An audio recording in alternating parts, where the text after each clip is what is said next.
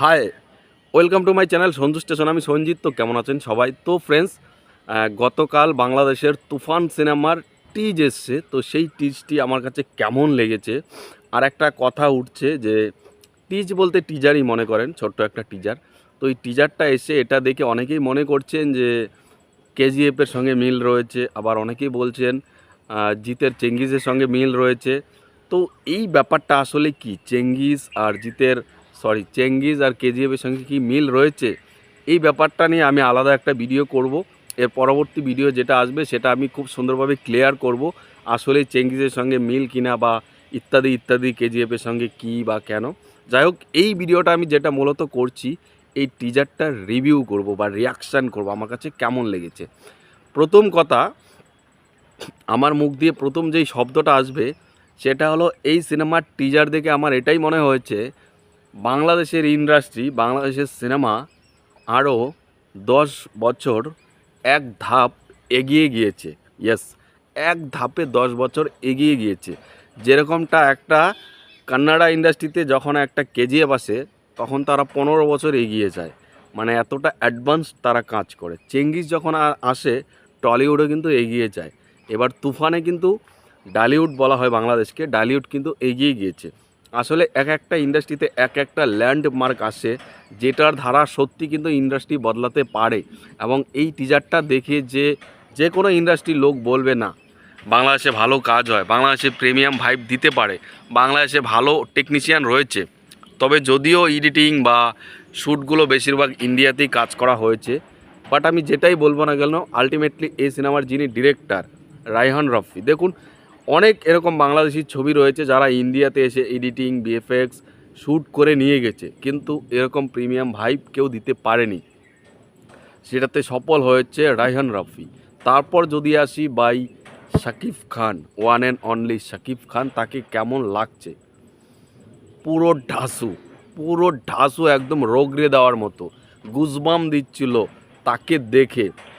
পুরো পিওর মশলা হিরো যদি বলা হয়, যেরকম আমরা কেজিএফ দেখে আমরা যেরকম ইয়াসের এন্ট্রিতে সিটি দিয়েছিলাম, সাকিবের এন্ট্রিগুলোতে জাস্ট সিটি মারতে লোক বাধ্য হবে, সিট থেকে উঠে পড়ে মারবে। দেখুন, অনেকেই মনে করেন আমি নাকি সাকিব হেটার্স, আমি ভিডিও করি নাকি ইচ্ছে করে সাকিবকে ছোট করি, সাকিবের কোনো কিছু আমি ভালো দেখতে পারি না। তাদেরকে বলে দিও, আমার ওরকম কোনো ইন্টেনশন নেই। যখন জিতের খারাপ ছবি আসে, মানুষ সিনেমা আসছে, তখন আমি নিজে ধুয়ে দিয়েছি। যখন আবার জিতেরই চেঙ্গিজ আসছে, তখন আমি প্রশংসা করেছি। যখন দেব প্রজাপতি করে, তখন আমি সেটাকে নিয়ে কিছু বলি। আবার দেব যখন খাদান করে, তখন সেটাকে নিয়ে প্রশংসা ভাসাই। অর্থাৎ আলটিমেটলি ভালো কাজের প্রশংসা কে না করবে ভাই? আমি যদি শাকিব খানকে পচাই, সোজা বাংলা কথা, আমি যদি শাকিব খানকে পচাই, দেবজিৎকে নিয়ে মাথায় তুলে নাচি, আমার সংসার চালিয়ে দেবে দেবজিৎ। আবার যদি আমি দেবজিৎকে পচাই, শাকিবকে মাথায় তুলে নাচি, আমার সংসার চালিয়ে দেবে, তাই না? না, না। আমাকে এখানে একটা পরিবার তৈরি করা হয়েছে, আপনারা আমার পরিবারের মেম্বার। তো আপনাদের অনেস্ট জিনিসটা আমার কাছে প্রোভাইড করা আমার কাজ। আমি এখানে যে ভিডিও করছি, এটা এরকম না যে ক্যামেরা খুললাম আর যাই বকে গেলাম আপনারা দেখবেন, তা কিন্তু না।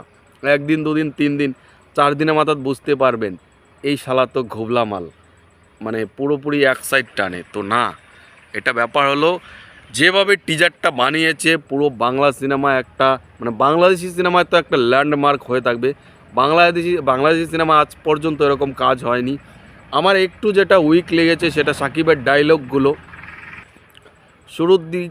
শুরুর দিকে মানে টিজারের শুরুর দিকে সাকিব যেভাবে সংলাপগুলো দিচ্ছে, যেভাবে ডায়লগ ডেলিভারি করছে, তো সেটা কবিতা স্বরূপ মনে হচ্ছে। আমার মনে হয় এটা যদি সিনেমার ভাষায় ডায়লগগুলো দিত, যদি এটা একটা মাস সিনেমা, তাহলে আরও বেশি আকর্ষণ হতো। আদারওয়াইজ এই সিনেমার মানে টিজারটার মধ্যে যে ব্যাকগ্রাউন্ডগুলো করেছে ভাই, পুরো ছিটকে যাওয়ার মতো। ব্লাস্টগুলো যেভাবে সোয়াগ নিয়ে শাকিব খান বন্দুক নিয়ে ভাই ফায়ার করছে, আর সেই বিখ্যাত বন্দুক ভাই, এনিমেলও রয়েছে, কেজিএফও রয়েছে, আরও বেশ কয়েকটা সিনেমা, একটা ভোজপুরি সিনেমা তো রয়েছে, সংঘর্ষ 2। তো এই গানটা যখন আসে, মেশিন গান বলা হয় এটাকে, হ্যাঁ, তখন তো ভাই মনেই হচ্ছে না এটা বাংলার হিরো, দেখে মনে হচ্ছে সাউথ ইন্ডিয়ান হিরো, না হলে বলিউড হিরো। সাকিবকে তো একদম টেরিফিক লাগছে, একদম দুর্দান্ত লাগছে, মানে লম্বা চুলে তার সোয়াগ, দাড়ি লম্বা করে পুরো আলাদাই লাগছে, পুরো বস লাগছে, পুরো বস। একদম সত্যি বলছি, এটা একদম চূড়ান্ত লেভেলের সাকিবকে নতুন সাকিব গড়ে তুলেছে। তার জন্য রায়হান রাফিকে জাস্ট হেডসআপ দিতে হবে, সে কী কী কী করেছে।